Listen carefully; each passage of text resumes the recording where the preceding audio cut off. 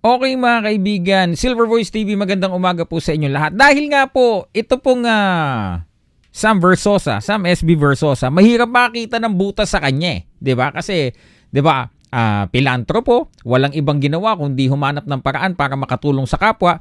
Ito pong mga kanya pong mga makakatunggali sa pagka-mayor ng Maynila, halatang-halata pong gagawin ng lahat, makasilip lang ng butas.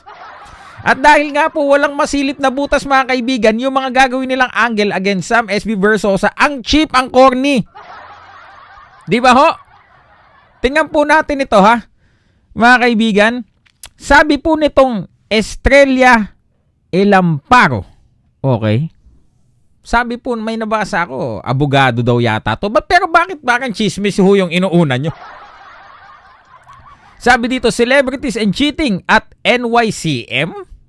Yan ba, napakababaw naman niya kung sino naman hong niyan sa inyo, nagpa-publish sa inyo niyan. Wala na ho bang mas okay, mas matindi pa? Ang babaw ho nito marathon.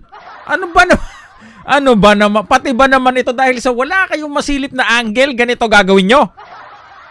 Sabi po dito, celebrities and cheating at NYCM, the 52nd edition of the iconic New York City Marathon NYCM was held last Sunday with a record-breaking 55,646 runners crossing the finish line. Okay? Sabi po dito, a celebrity couple, one of whom is running for an important public office, allegedly cheating in order to finish the New York City Marathon. Sus, Ginoo naman. Napaka-childish naman ng... Di ba? Wala tayong makitang kay Sam Versosa, butas gawan na lang natin. Ang cheap ang cheap. Sobra. Tsaka, Madam Estrella Elamparo, nasa New York po ba kayo?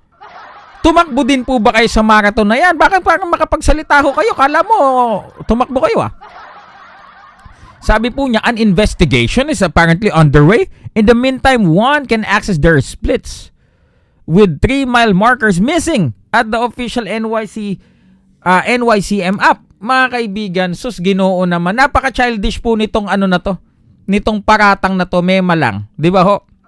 Wala ho bang mas matindi-tindi dyan? Kasi di ba ho, yung mga kalaban ho sa pagka-mayor ni Sam SB Versosa sa Maynila, ang dami po talagang allegations na matitindi. Kay Sam Versosa, wala, malinis Di ba? Pakinggan pa natin. Tingnan natin kung ano pang nito. Di ba ho? Ito po Daily Tribune. Ayan, Daily Tribune. Kayo naman ho, ito kung sino mang nagpa-PR sa inyo niyan, tapos pinick up ninyo, at kung sino man po na editor-in-chief yung nagpumayag na ilathala itong artikulo na ito, mababaw ho Marathon. Yung takbo, yung missing, ano ba naman? Actually, parang ang childish para sa, 'di ba? Kung sino man ho nga kalaban ni Sam Versosa nagpa-PR sa inyo na to para i-release tong artikulo na to, sana ho nag-isip naman kayo. Daily Tribune, 'di ba ho? Mainstream kayo Sabi po dito, to put this in perspective, the number is even more than the seating capacity of the world's largest indoor arena, the Philippine Arena, which can accommodate a maximum of 55,000 people at a time. Yan Tapos yan ho ang inyong 'di ba? Tapos nakakatawa, may isa lang na like. 'Di ba? Ay nako mga kaibigan, ano ba naman 'yan? Sino ho yung nagsulat nito? 'Di ba? Ano to? Star Elamporo ba 'yan?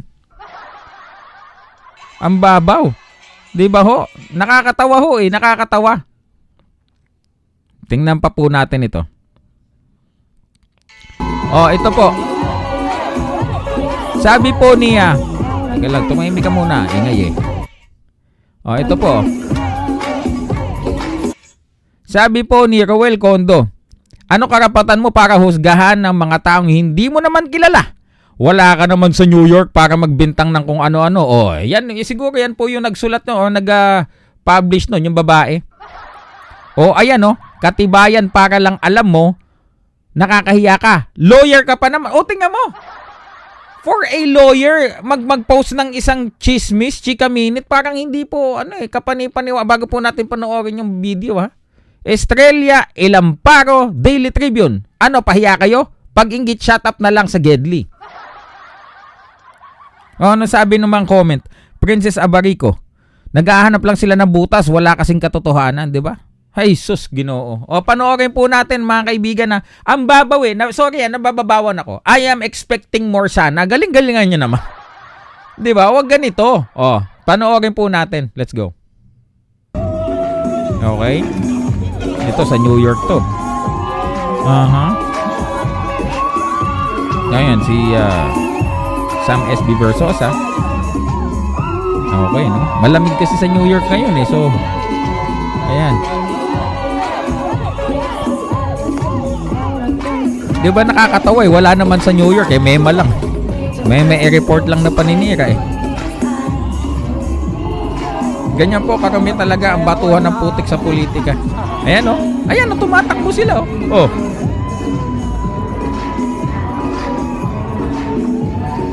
Okay. 19-mile marker. Oh, ayan na pala. 19-mile marker pa. Ayan na pala. Eh, nakpahiya kayo. Nako. Nakakahiya. Oh, yan. Sunset East Harlem, in New York. 5 p.m. Konti na lang. Para po sa inyo lahat. Ayan, oh. Actually, mababaw pa to pa. Ayan, 28 mile. Ayan, oh, 28 mile marker. East Harlem. Nako po, 20 pahiya. miles to go. Nako, pahiya. 6 miles to go. 6 miles to go. Konti na lang. Ililigpit na nila. Mhm. Konti na lang po. Ayan naman pala eh. Ayan. So, ayan po mga kaibigan. Actually,